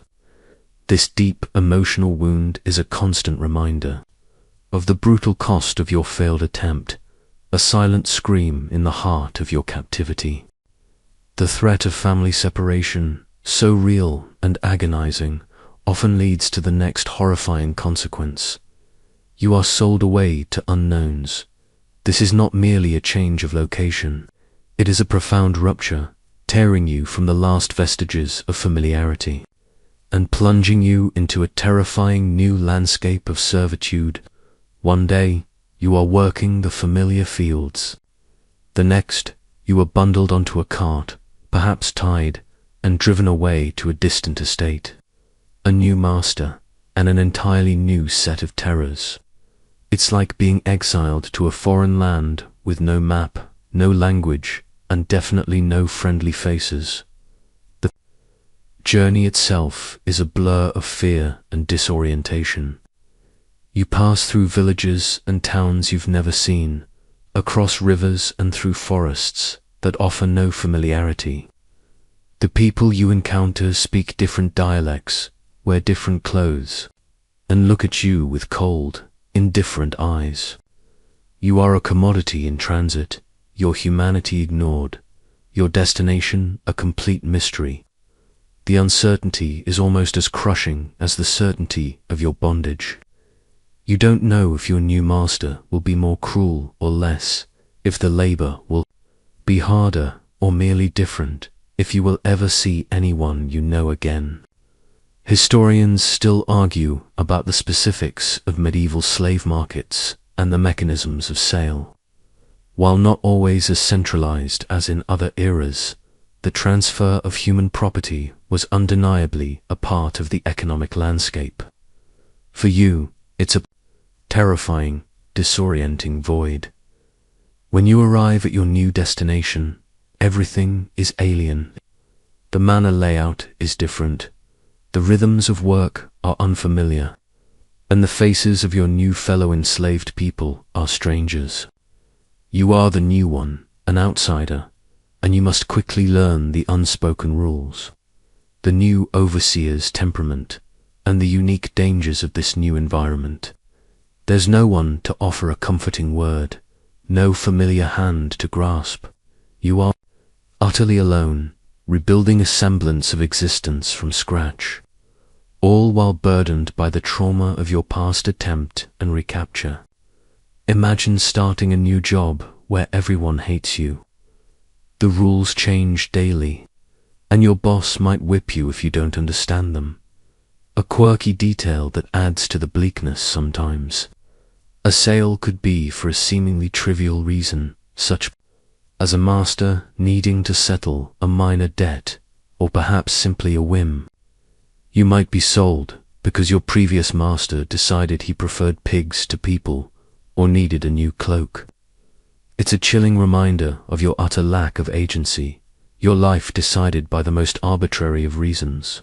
Your entire existence, your connections, your future, all hinge on someone else's casual decision, making you feel more like a tool than a living being. This enforced relocation is designed to further break your spirit, to sever any ties that might inspire another attempt at freedom. It underscores the profound vulnerability of your position, demonstrating that even your physical location and social connections are subject to the arbitrary will of your owner. You are a chattel, a movable good, and this sale solidifies that brutal truth. The psychological scars deepen with each mile that takes you further from home, further from hope, into a terrifying, unknown future that stretches endlessly before you. While the whip and the brand are immediate brutal punishments, a far more chilling spectre lurks in the background, a silent threat whispered in hushed tones, the whisper of mutilation. You hear the stories, perhaps from an older, more scarred, enslaved person or a guard boasting of a master's ruthlessness. Tales of runaways who were not merely whipped, but had fingers or toes amputated, an eye gouged out, or an ear severed. These aren't just grim fables. They are real possibilities. A horrifying escalation of punishment designed to cripple you, disfigure you, and make any future escape utterly impossible. It's like hearing a horror story, then realizing the monster is standing right behind you with a very sharp knife. The thought of such disfigurement is deeply unsettling, a primal fear that transcends mere physical pain. It's the terror of losing your functionality, of being permanently marked in a way that goes beyond a brand, of becoming a grotesque example to others. Imagine trying to work the fields with missing fingers, or navigating a dark path with only one eye. The master's logic is chillingly simple. If you can't run, you can't escape. If you are disfigured, you are less likely to be harbored by others, making you a perpetual outcast. Historians still argue about the exact prevalence of mutilation as a punishment for runaways. While perhaps not everyday occurrences, their very possibility served as a powerful deterrent. For you, it's a constant, sickening dread. This threat adds another layer of terror to your already burdened existence. Every minor infraction, every moment of perceived defiance, could be met with this ultimate, irreversible punishment. It forces you into an even deeper state of subservience, making you weigh the cost of every thought, every rebellious flicker, against the possibility of losing a limb or your sight. You might find yourself instinctively hiding your hands, or keeping your head bowed, as if to ward off the very thought of such violence. It's a chilling reminder that your body is not just owned, but entirely at the mercy of another's whim. A quirky and incredibly disturbing historical tidbit related to this. In some legal codes, though perhaps not universally applied to all forms of medieval servitude, the loss of an enslaved person's limb or eye through the master's actions could sometimes result in a monetary fine for the master, but only if it significantly reduced the enslaved person's labor capacity. It's a perverse form of workers' compensation, where your owner pays a penalty for damaging his own property, not for violating your human rights. This highlights the absolute dehumanization inherent in the system. The whisper of mutilation is a psychological tormentor, a constant reminder of the extremity of the medieval master's power. It's the final, terrifying frontier of punishment, a fate worse than mere recapture. It reinforces the idea that your body is not yours, but a tool that can be reshaped, diminished, and damaged at will. This profound threat of physical disfigurement adds a cold, heavy weight to your spirit, making any lingering thoughts of resistance or future escape seem almost suicidal. You exist under the shadow of this brutal possibility, hoping against hope that you never become another gruesome example. Beyond the chilling spectre of mutilation, another terrifying consequence awaits those who repeatedly defy their enslavers: torture as deterrent. This isn't about simple corporal punishment like whipping.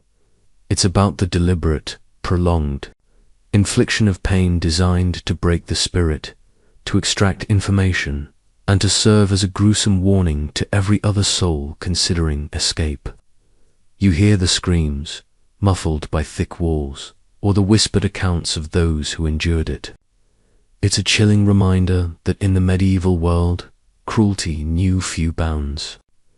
Imagine being forced to watch a very graphic, very real horror movie, then realizing you're next on the cast list.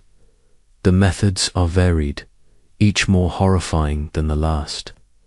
Perhaps it's the rack, stretching your limbs until joints scream in. Protest, threatening to dislocate. or the thumbscrews crushing your digits with agonizing slowness. There are tales of water torture, of being forced to ingest vast quantities of water until your body is distended, or of being held underwater until consciousness fades.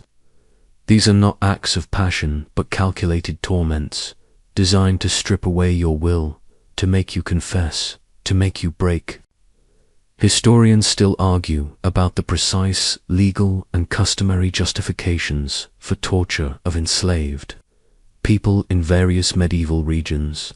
While often extra-legal, its use as a means of control and punishment for runaways was not unheard of. For you, it's a living, breathing nightmare, a fate worse than almost anything else. The psychological impact of torture, even if you only hear about it, is profound. It's the fear of losing your mind, of being reduced to a screaming, begging animal. It's the terror of betraying others, of implicating those who might have offered you a kind word or a helping hand. Under the unbearable pressure of physical agony, this extreme form of punishment solidifies the absolute power of your master, leaving no doubt that your body and spirit are entirely at his mercy. It forces you into a state of utter submission, stripping away any last vestiges of defiance. You might find yourself cowering, flinching at loud noises, your nerves frayed and raw. It's like being forced to live inside a constant migraine, only the pain is external and inflicted. A quirky, grim detail that highlights the medieval mindset.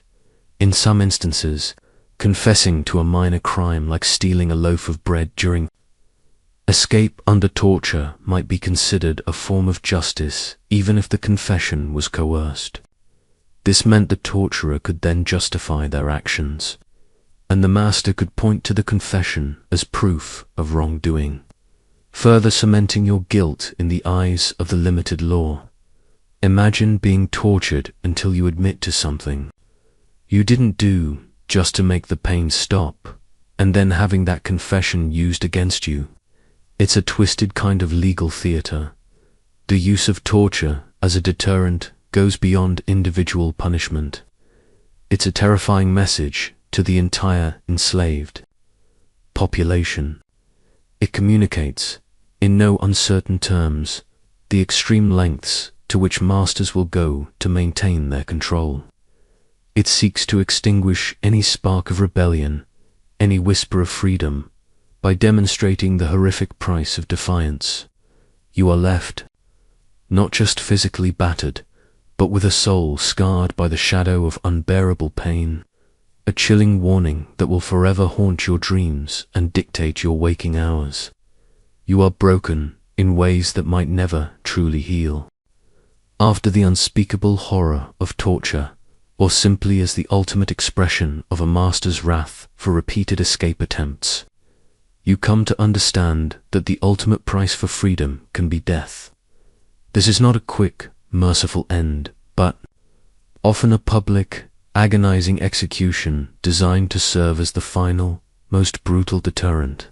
You hear the stories, you see the preparations, and the chilling truth settles in your bones. Your life, too, can be forfeit. It's like being forced to attend your own funeral arrangements, complete with a very aggressive eulogy. You might be led to a makeshift gallows, a stake, or even a public square. The air is thick with the morbid curiosity of onlookers, a mix of peasants, guards, and perhaps even children, witnessing this grim spectacle. The method of execution could vary: hanging, burning, or even a slow, painful beating to death. The intent is clear: to ensure that your death is a visible, unforgettable lesson.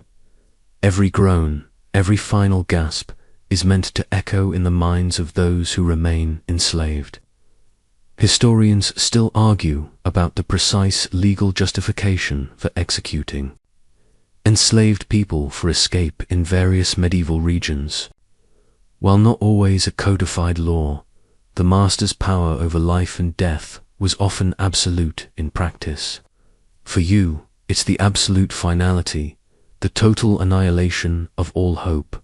The fear in your heart is primal, overwhelming.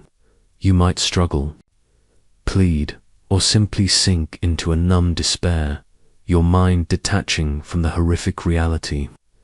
The physical pain of the execution is momentary, but the terror leading up to it, the knowledge of your impending demise, is a torment far beyond description.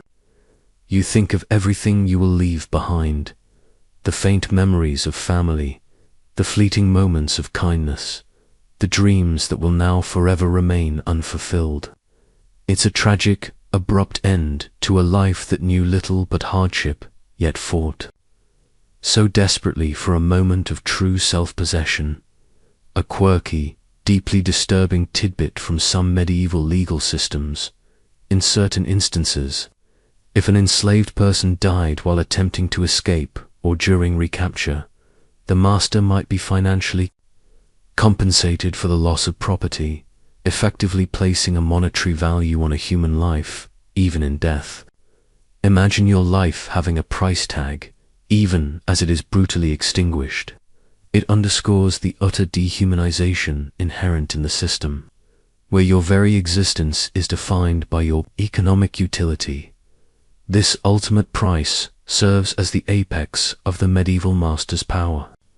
It demonstrates that not only can they control your life, your labor, and your body, but they can also unilaterally decide its end. It is the final, crushing blow to any notion of individual freedom or dignity. Your death, in this context, is not just the end of your personal struggle. It is a meticulously choreographed message, designed to instill terror and absolute obedience in those left behind. Your defiant spirit, though crushed, briefly shone, but now it is utterly extinguished, leaving only the chilling legacy of a warning. Yet, amidst the grim tapestry of punishments and despair, there were always those incredibly rare, utterly defiant souls who succeeded. You might hear their stories in hushed, almost mythical tones. The woman who truly vanished, the one who melted into the wilderness and was never seen again. For these few, successfully escaping could indeed lead to a precarious life on the margins. A freedom bought at an enormous cost and lived with constant vigilance. It's like winning the lottery, but the prize is having to live in a perpetual witness protection program. Such a life was far from easy. Imagine having no legal identity, no property, and no guaranteed protection. You would have to constantly evade detection, living under an assumed name, always looking over your shoulder. Finding work would be incredibly difficult, as you couldn't openly seek employment without risking questions about your origins. You might find yourself taking on the most undesirable, lowest-paying labor, working for cash under the table, or bartering your skills for meager sustenance. Your survival would depend entirely on your wits, your adaptability, and the occasional risky kindness of strangers. Historians still argue about the number of medieval runaways who truly achieved sustained freedom. While certainly a minority, their existence challenged the prevailing social order. For you, this hypothetical life is both a beacon and a terrifying. Unknown, you might resort to foraging, hunting, or even petty theft to survive, living hand-to-mouth, always on the move. Building a new life, a family, or any kind of stable existence would be an enormous challenge, requiring constant vigilance and a profound distrust of authority. Every stranger is a potential informer, every official a potential threat. You would likely live in the fringes of society, perhaps joining a band of outlaws, finding refuge in isolated rural communities, or attempting to blend into the anonymous crowds of a distant, larger town.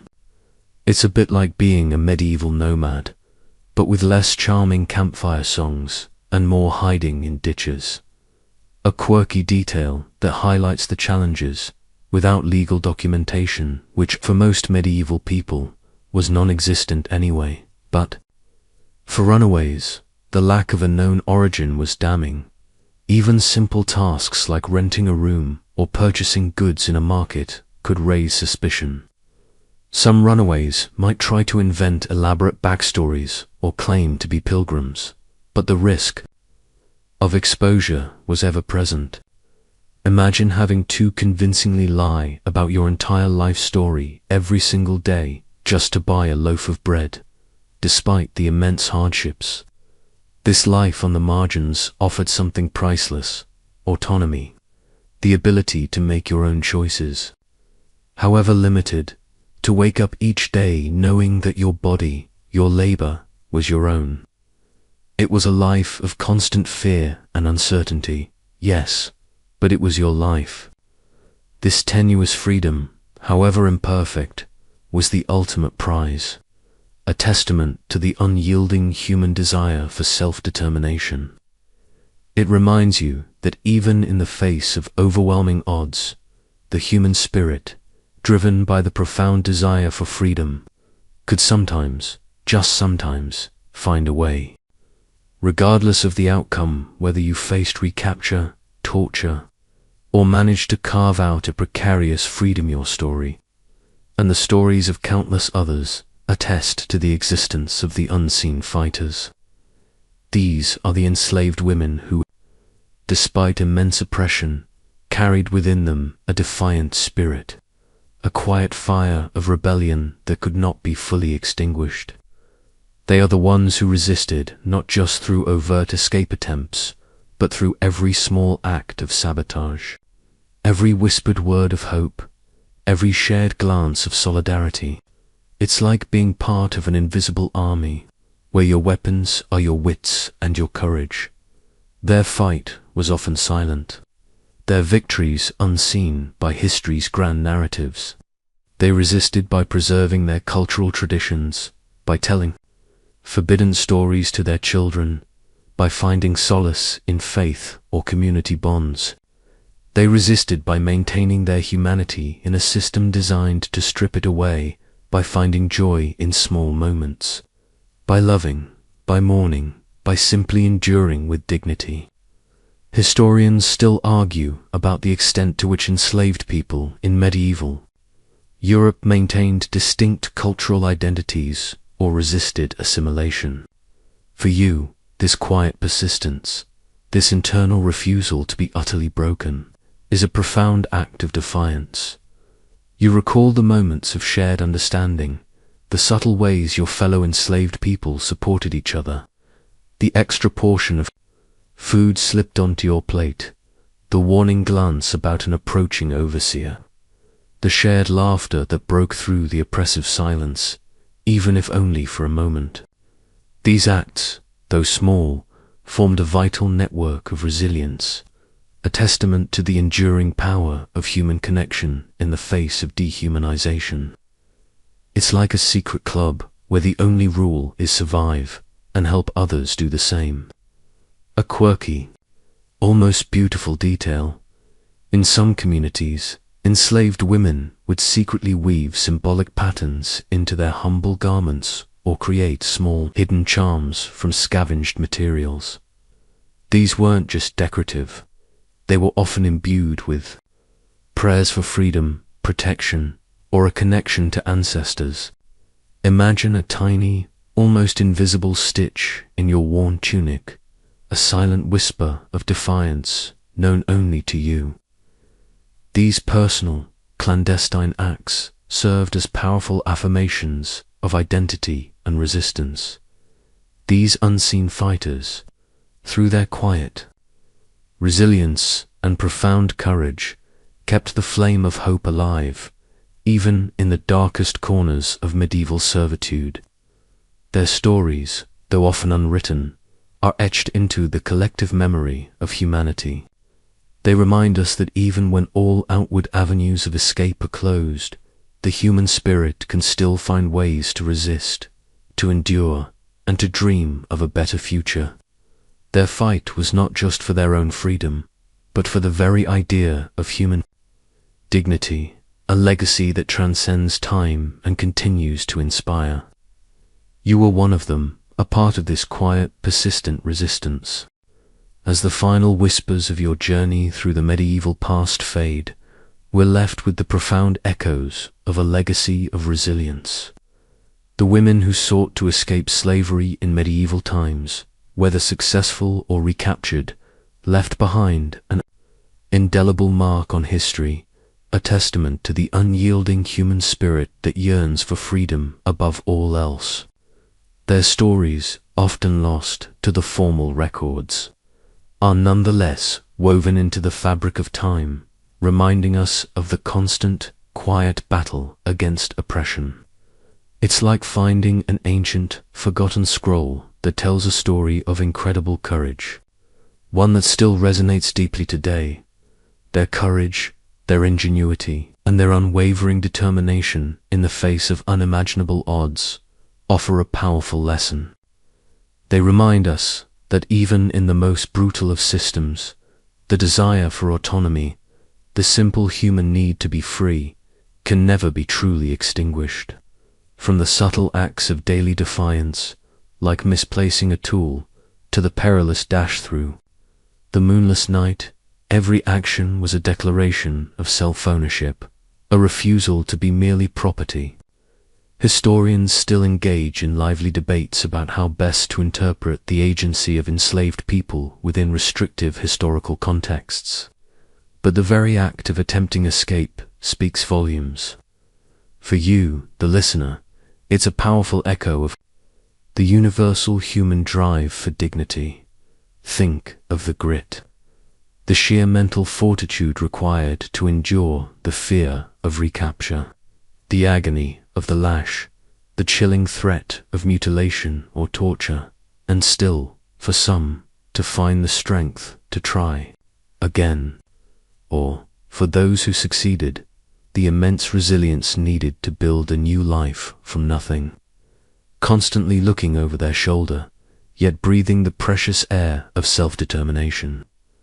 This is not just a story of suffering, but a narrative of enduring strength, of a spirit that refuses to be broken. It's like watching a tiny sapling push through solid concrete, determined to reach the sun, a quirky and rather hopeful historical tidbit in some regions of medieval Europe. There were instances of manumission, where enslaved individuals could, under specific circumstances like military service or long-term loyalty, be granted their freedom by their masters. While rare and entirely at the master's discretion, these formal acts of liberation offered a tantalizing, albeit controlled, pathway to freedom that existed outside the dangerous act of escape. Imagine the cautious hope, the years of unwavering obedience that might have gone into earning such a release. So, as we conclude our journey through this challenging chapter of history, let the images of these brave women linger. Let their struggles and their triumphs, however small or grand, remind you of the preciousness of freedom and the indomitable nature of the human spirit. Their legacy isn't just about what happened to them, but about what they dared to do for themselves. It's a quiet, profound testament to the enduring power of hope, even in the darkest of times, a whisper that resonates through the centuries, inviting you to reflect on the strength that lies within us all. Sweet dreams.